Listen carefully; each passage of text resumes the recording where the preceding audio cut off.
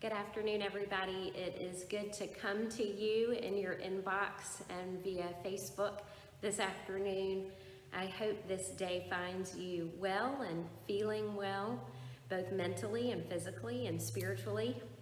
I wanted to tell you a little something that's going on in our family, sort of. The house that my mother grew up in, that has been in her family since 1894, 5 generations of family lived in that house, and it was sold in 2006, and the people that bought it then maybe got in over their heads a little bit, and it fell into disrepair, and a new owner bought the house several months ago. And the new owner, his wife and their son, they are renovating my family home from top to bottom, inside and out. And it has been quite an undertaking. And the family has been recording it and documenting it, both in video and in photographs, and they've been posting it on Facebook so that we can keep up with their progress. And it has been exciting to see them put new life into this house that has meant so much to our family. So many memories have happened for our family in that house. And the other day, they posted a video of them taking down the wall between the kitchen and the hallway, the main hallway that is the artery through the downstairs.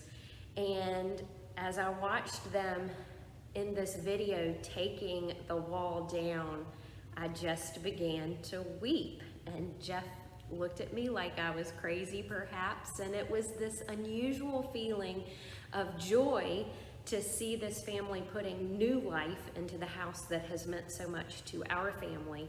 But it was also really, really sad because they just tore the wall down, not really having any connection to the wall, not having any connection to the memories that those walls contain. And so it was this unusual feeling of joy and sadness. It was heartening and heartbreaking at the same time.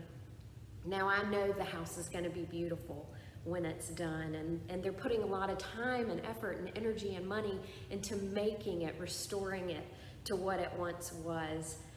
But to see that process is hard to watch when those walls have meant so much to us.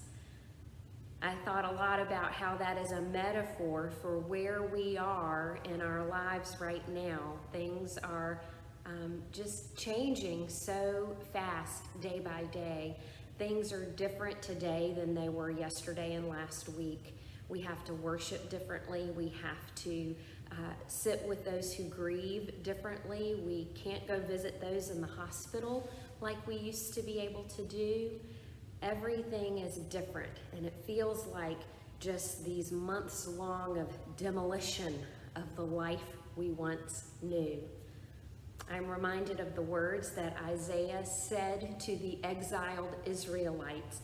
They were still thinking about the Egypt experience and how God rescued them from that. And now, 1,200 years later, they're in captivity in Babylon, and they're waiting for God to rescue them.